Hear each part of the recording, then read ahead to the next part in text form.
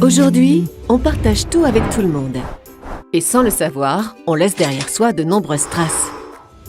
Des traces qui contiennent des données personnelles comme qui on est, ce que l'on fait, qui sont nos amis, les photos que l'on partage. Et comme les autres ne peuvent pas utiliser ces données comme bon leur semble, une nouvelle loi en matière de vie privée sera d'application à partir du 25 mai 2018, que l'on appelle aussi le RGPD. Car peu importe qui on est ou ce que l'on fait, tout le monde a droit au respect de sa vie privée. La loi vie privée prévoit dès lors pour tout le monde des droits et des obligations. Les entreprises et organisations doivent ainsi respecter des règles si elles veulent utiliser tes données personnelles. Et cela ne s'applique d'ailleurs pas uniquement au partage en ligne de tes données, comme sur les médias sociaux, mais aussi au partage hors ligne, si tu les partages par exemple avec ton club sportif ou ton école de musique. Les autres ne peuvent utiliser tes données que si tu as donné ton consentement. Mais il existe plusieurs exceptions. Par exemple, la photo sur ta carte d'identité pour pouvoir te reconnaître, le body scan à l'aéroport pour ta sécurité, ou encore la communication de ton groupe sanguin au docteur pour ta santé. Autant de données que l'on ne peut pas refuser de partager.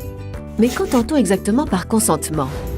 Si tu coches la case « Oui, j'accepte les cookies » ou bien « Oui, cette photo peut apparaître dans mon fil d'actualité », cela signifie que tu donnes ton consentement. Ce consentement n'est alors valable que pour ton fil d'actualité et pas pour mettre ta photo dans le journal. Tu peux aussi retirer ce consentement à tout moment.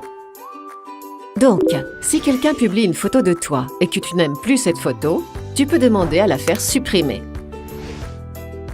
Parfois, les enfants sont encore trop jeunes pour donner leur consentement et les parents doivent alors aussi donner leur accord.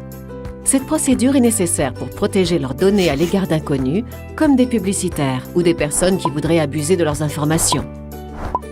Mais comment savoir ce à quoi on consent? Les entreprises et organisations doivent l'expliquer dans leur déclaration de confidentialité. Tu y découvriras notamment qui collecte tes données et comment tu peux contacter cette personne, la raison pour laquelle tes données sont collectées, si tes données sont partagées avec d'autres personnes, la durée de conservation de tes données, comment tu peux faire rectifier ou supprimer tes données erronées, comment tu peux porter plainte si tes données sont utilisées à tort. La loi vie privée implique pour toi un certain nombre de droits. Tu peux ainsi toujours demander quelles données une personne conserve à ton sujet. Cette personne est alors obligée de te répondre. Et tu peux faire rectifier les données erronées. Tu as partagé quelque chose précédemment et tu le regrettes à présent. Tu peux alors demander à ce que des données inexactes ou anciennes soient effacées. Adresse-toi tout simplement à la personne de contact. Tu veux transférer des données d'une base de données à une autre?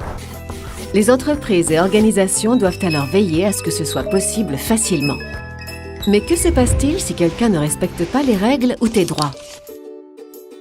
En Belgique, tu peux faire appel à l'autorité de protection des données. Elle vérifie si les entreprises et organisations collectent tes données correctement et prête assistance si quelqu'un abuse de tes données. Car ce sont des choses que l'on ne peut pas toujours résoudre tout seul. Tu veux en savoir plus sur ces règles concernant la vie privée? Ou tu cherches de l'aide? Alors n'oublie pas de visiter notre site internet dédié aux jeunes.